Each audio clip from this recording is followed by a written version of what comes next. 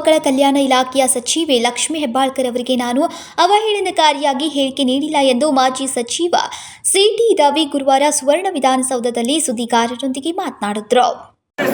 ನಾನು 16 ಬಾರಿ ಹೇಳಿದ್ದೀನಿ, ಕಾಂಗ್ರೆಸ್ ಹೇಗೆ ಅಪಮಾನ ಮಾಡಿದೆ ಅಂತ ಹೇಳಿದ್ದೀನಿ. ಈ ಥರದ ರಾಜಕಾರಣಗಳಿಗೆ ನಾನು ಹೆದರೋನಲ್ಲ, ಹೆದರಿಸುವಂಥದ್ದನ್ನು ಬೇರೆಯವ್ರಿಗೆ ಇಟ್ಕೊಳ್ಳಿ. ನಾನು ಯಾವ ಹೆಣ್ಮಕ್ಳ ಬಗ್ಗೆನೂ ಹಂಗೆ ಹೇಳಲ್ಲ, ಹಾಗೆ ಅವ್ರಿಗೆ ಹೇಳಬೇಕಾದಂಥ ಸನ್ನಿವೇಶನೂ ಇರಲಿಲ್ಲ, ಹೇಳೋದು ಇಲ್ಲ. ಯಾಕಾಗ ಅವ್ರು ಭಾವಿಸ್ಕೊಂಡ್ರೋ ಗೊತ್ತಿಲ್ಲ. ನಾನು ಆ ರೀತಿ ಹೇಳುವಂಥ ಯಾರಿಗೂ ಹೇಳಿಲ್ಲ ಇದುವರೆಗೂ. ತಾವು ರಾಹುಲ್ ಗಾಂಧಿ ಅವರನ್ನ ಜಗ್ಗೇಶ್ ಅಂತ ಕರೆದ್ರಿ ಅನ್ನೋದು ವಿಚಾರನೂ ಕೂಡ ಅಲ್ಲಿ ಪ್ರಸ್ತಾಪ ಆಗಿದೆ. ನಾನು ಅಂಬೇಡ್ಕರ್ ಬಗ್ಗೆ ಮಾತಾಡಿದ್ದೀನಿ.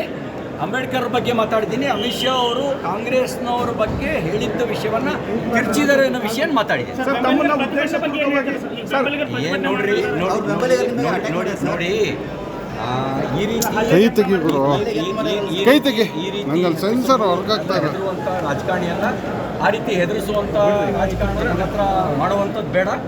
ಆ ರೀತಿ ಹೆದರಿಸಿ ರಾಜಕಾರಣ ಮಾಡೋಕ್ಕೆ ನಾನೇನು ಇವತ್ತು ನಿನ್ನೆ ಬಂದವನಲ್ಲ. ನಾನು ಮಾತನಾಡಿದ್ದು ಬೇರೆ, ಅದನ್ನ ಅಪಾರ್ಥ ಮಾಡಿಕೊಂಡಿದ್ದಾರೆ. ಬೇಕಿದ್ರೆ ಸದನದಲ್ಲಿನ ದಾಖಲೆಗಳನ್ನ ತೆಗೆದು ನೋಡ್ಲಿ ಎಂದ್ರು. ಹೆಣ್ಣು ಮಕ್ಕಳ ಮೇಲೆ ನನಗೆ ಗೌರವ ಇದೆ, ವಿಷಯಾಂತರ ಮಾಡೋಕೆ ಈ ರೀತಿ ಕಾಂಗ್ರೆಸ್ ಮಾಡ್ತಾ ಇದೆ ಎಂದ್ರು. ವಿನೋದ್ ಕೋಲ್ಕಾರ್, KMM ಕನ್ನಡ, ಬೆಳಗಾವಿ.